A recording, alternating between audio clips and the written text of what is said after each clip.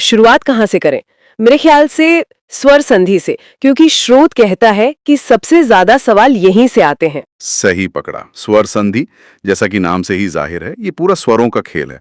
जब एक स्वर दूसरे स्वर से मिलता है तो बदलाव आता है, और यहीं पर चीजें मतलब दिलचस्प होने लगती हैं। तो पहला प्रकार है दीर्घ संधि में एक बड़ा मजेदार नाम दिया गया है, बड़ा भाई। कहा गया है कि इसकी पहचान शब्द के बीच में एक बड़ी मात्रा से होती है, जैसे आ की मात्रा बड़ी ई की या फिर बड़े ऊ की, जैसे विद्या और आलय का विद्यालय। हाँ, और ये सीधा इससे लगता है क्योंकि ये ट्रिक इसके नाम दीर्घ से ही निकली है, जिसका मतलब ही बड़ा होता है। अच्छा। यहाँ जो आकर्षक बात है वो है इसका कारण।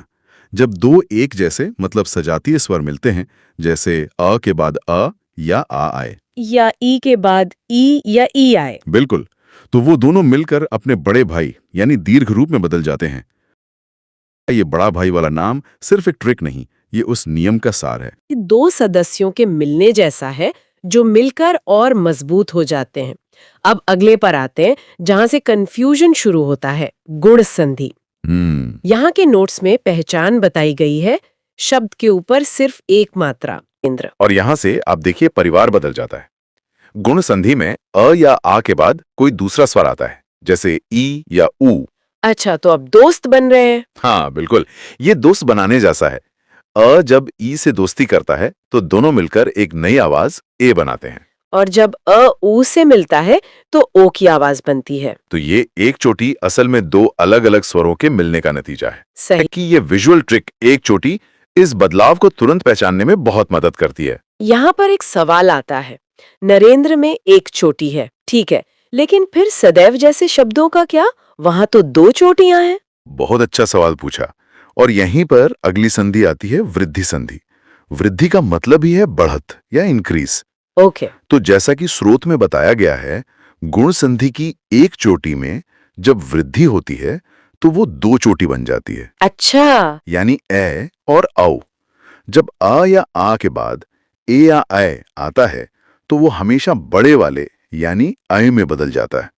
सदा प्लस एव सदैव। वाह, तो ये एक सिलसिला है। दीर्घ संधि में एक ही परिवार, गुण संधि में दोस्त बनकर एक चोटी, और वृद्धि संधि में दोस्ती मजबूत होकर दो चोटी।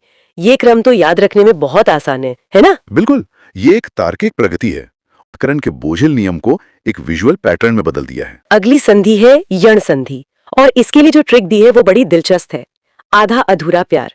सुनने में तो बड़ा फिल्मी लगता है, लेकिन इसका व्याकरण से क्या लेना देना है? हाँ, नाम तो मजेदार है।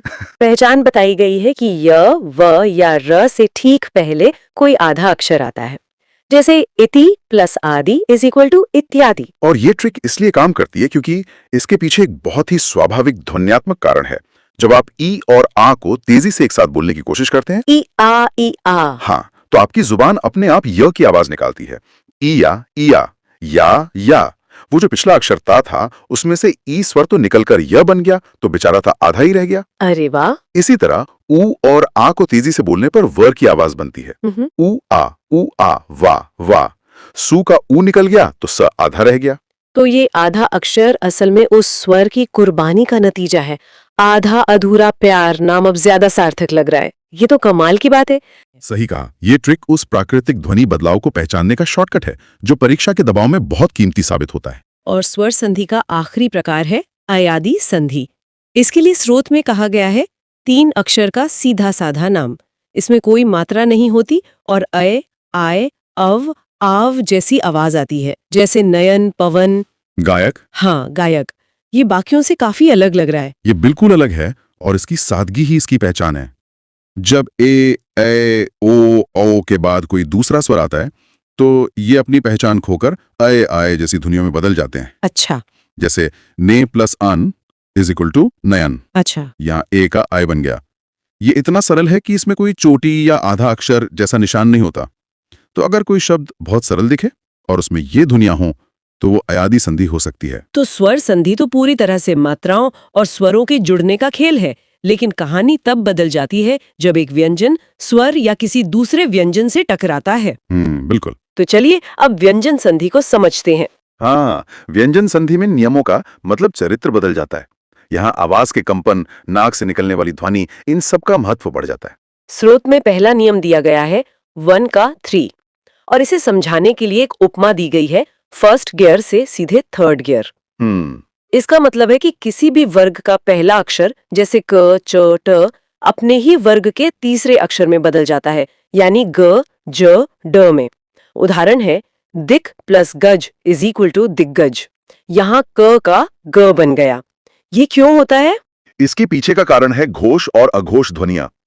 आप अपना हाथ गले पर रखकर क बोलिए, कोई खास कंपन महसूस नहीं होगा? नहीं हो रहा। अब ग बोलिए।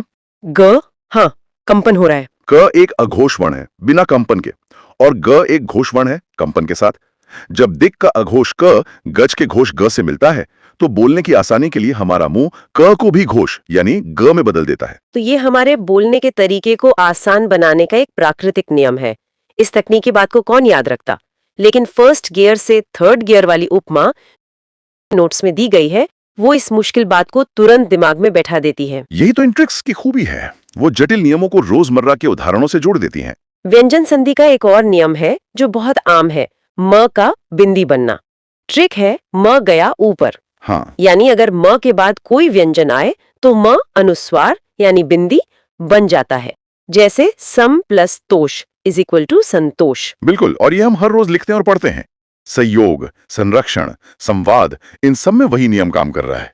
म गया ऊपर इस बदलाव को सेकंडों में पहचानने लायक बना देता है। तो व्यंजन संधि में अक्षरों का रूप बदलता है, लेकिन एक और चिन्ह है जो हिंदी में बहुत बड़ा बदलाव लाता है, विसर्ग, डॉट। इसके नियम तो और भी दिलचस्प लगते हैं जी। विसर्ग संधि का पहला नियम बताया गया है कि विसर्ग का ओ की मात्रा बन जाना, जैसे मन प्लस योग इज इक्वल टू मनोयोग। हाँ, ये बहुत आम बदलाव है, लेकिन यहाँ एक महत्वपूर्ण सवाल उठता है अपवादों का, और ये देखकर अच्छा लगा कि स्रोत ने इसे नजरअंदाज नहीं किया। उन्होंने प्रातःकाल जैसे शब्द का जिक्र किया है। अच्छा। हाँ, मन प्लस योग की तरह प्रातः प्लस काल का प्रातःकाल नहीं होता, विसर्ग जैसा का तैसा रहता है। तो फिर ये कैसे पता चलेगा कि कहाँ विसर्ग बदलेगा और कहाँ नहीं? ये एक गहरा सवाल है। मोटे तौर पर नियम ये है कि अगर विसर्ग से पहले अ हो और बाद में कोई घोष व्यंजन हो तो विसर्ग ओ बन जाता है, लेकिन प्रातःकाल में बाद में क आता है जो अघोष है, इसलिए नियम लागू नहीं होता। समझ गई। ये बारीकियां जानना बहुत जरूरी है। बिल्कुल, क्योंकि अक्सर परीक्षा में अपवाद ही पूछे जाते हैं। जहाँ आधा श दिखे समझो वहाँ विसर्ग था, जैसे नी प्लस चल निश्चल या नम प्लस ते नमस्ते। ये तो बहुत काम की ट्रिक लगती है। ये बहुत ही व्यवहारिक सलाह है, खासकर जब आपको संधि विच्छेद करने के लिए कहा जाए। अगर शब्द के बीच में आधा श या स दिखे तो ये एक मजबूत संकेत है कि वहां विसर्ग रहा होगा। नमस्ते शब्द हम रोज बोलते हैं, पर मैंने कभी ऐसा सोचा नहीं था। सही बात है। अब बात करते हैं उन अपवादों की जो फंसा सकते हैं। अक्षौहिणी वाला उदाहरण तो सच में फंसाने वाला है। नियम के हिसाब से अक्षा प्लस ऊहिणी में अ और ऊ मिलकर ओ बनना चाहिए था, यानी गुण संधि। सही। लेकिन स्रोत बताता है कि ये वृद्धि संधि है जिसमें औ बनता है। भाषा में इस तरह के अपवाद बनते ही क्यों हैं? बहुत अच्छा सवाल है। देखिए, भाषा गणित की तरह 2 + 2 = 4 के नियमों पर नहीं चलती। ये एक जीवित विकसित होती चीज है। अक्षौहिणी जैसे शब्द संस्कृत से आए हैं और इनके कुछ विशेष नियम हैं जो सामान्य नियमों पर हावी हो जाते हैं। अच्छा। इसी तरह स्रोत में रामायण का उदाहरण दिया गया है। राम प्लस अयन, अ और अ मिलकर आह बना, ये तो हुई दीर्घ संधि। हाँ। लेकिन अयन के न का अण में बदल जाना व्यंजन संधि का एक नियम है, तो एक ही शब्द में दो संधियां काम कर रही हैं। इसका मतलब ये है कि सिर्फ ट्रिक्स जानना काफी नहीं है, इन खास मामलों पर भी ध्यान देना होगा। यह दिखाता है कि नियम हमें रास्ता दिखाते हैं, लेकिन भाषा की अपनी एक यात्रा होती है और कुछ शब्द उस यात्रा के गवाह होते हैं।